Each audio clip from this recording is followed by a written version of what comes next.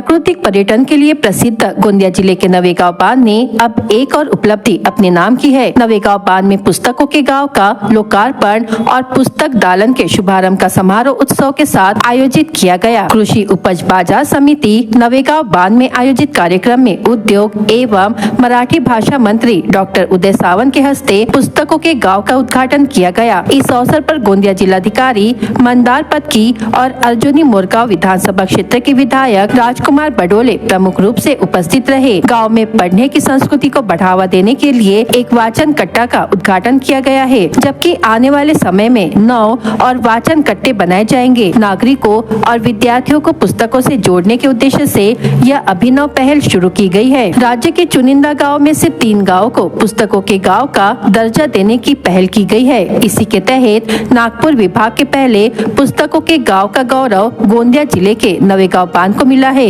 हा जो परिसर आहे हा ऐतिहासिक आणि साहित्यिकांचा परिसर आहे। यामध्ये पुस्तकांचं गाव आवश्यक आहे अशा पद्धतीची मागणी बडोले साहेबांनी देखील केलेली होती, आमच्या सर्व सहकार्यांनी केली होती। लोकार्पणाला थोडा उशीर झाला आहे, परंतु मी इथं आता आमच्या सगळ्या मंडळींना सूचना दिल्या आहेत की 10,000 पुस्तकं असलेली 10 दालनं ही आपल्याला या परिसरामध्ये सुरू करायची आहे। या भागामध्ये पर्यटक देखील मोठ्या पद्धतीने येतो, त्याला वाचनाचं दालन खुलं झालं पाहिजे। यासाठी मला असं वाटतं की विदर्भातलं पहिलं पुस्तकांचं गाव आज आम्ही या ठिकाणी सुरू करतोय। काल मी भंडाऱ्यामध्ये होतो, भंडाऱ्यामध्ये देखील गणेशपूर आणि लाखनी ही 2 गावं जी आहेत त्याच्यामध्ये एका ठिकाणी कवितांचं गाव आणि दुसऱ्या ठिकाणी पुस्तकांचं गाव असं सुरू करण्याचा आम्ही निर्णय घेतला आहे। आज माझी संध्याकाळी गोंदियामध्ये देखील मराठी भाषिकांवर प्रेम करणाऱ्या साहित्यिकांची चर्चा आहे। आज देखील गोंदियासाठी भरपूर काही आम्ही देऊन जाणार आहोत। पुस्तकांच्या गावाचं आज या ठिकाणी लोकार्पण माननीय उदयजी सामंत साहेब मराठी भाषा मंत्री यांच्या हस्ते झालेलं आहे। बऱ्याच दिवसापासून ही प्रतीक्षा होती आणि साधारणतः झाडीपट्टीच्या भागामध्ये या पुस्तकाच्या गावामुळे एक वाचनाची एक कल्चर या ठिकाणी निर्माण होईल आणि झाडीपट्टीचं जे साहित्य आहे त्याला पण या ठिकाणी प्रचंड मोठ्या प्रमाणामध्ये उभार भेटेल, ते पण महाराष्ट्रामध्ये जाईल। या दृष्टीने या ठिकाणी साधारणतः आता सुरुवातीला जे 10 या ठिकाणी कक्ष उभारण्यात येणार आहेत तर त्याच्यामध्ये 10,000 पुस्तकं असतील। पुढच्या कालखंडामध्ये याच्यामध्ये वाचन संस्कृती वाढली तर जवळपास 40,000 पुस्तकं ठेवण्याची या ठिकाणी सुविधा उपलब्ध होणार आहे।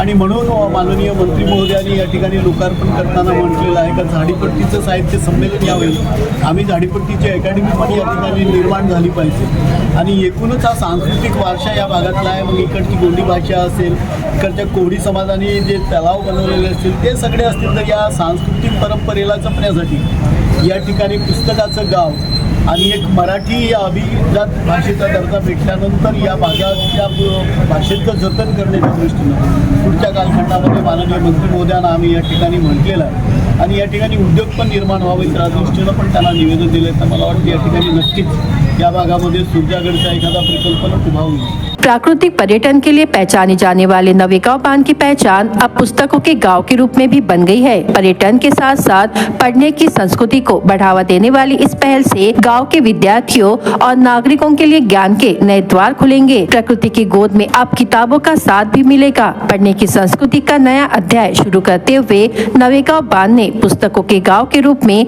अपनी नई पहचान बनाई है। मराठी भाषेचं संवर्धन व्हावं, ती पुढे वाढावी याकरिता नवेगाव बांध इथे पुस्तकाच्या गावाचं उभारणी झालेली आहे आणि माझ्या दालनाबरोबरच पुढे आम्ही नवेगाव बांध पर्यटन संकुलामध्ये व इतर गावामध्ये 10 दालनं हे आपण सुरू करणार आहे। विषयाचे साहित्य वेगळे असेल, जसं आम्ही पर्यटन स्थळी जर आपण दालन उभारू तर त्याला चित्तमपल्ली साहेबाचं साहित्य असेल, एखाद्या कलाक्षेत्राचं असेल ते कला साहित्य असेल। जर आम्ही पोलीस स्टेशनला जर दालन उभारलं तर त्या ठिकाणी विद्यार्थ्यांना परीक्षेचा कसा अभ्यास करता येईल ते साहित्य त्या ठिकाणी ठेवलं।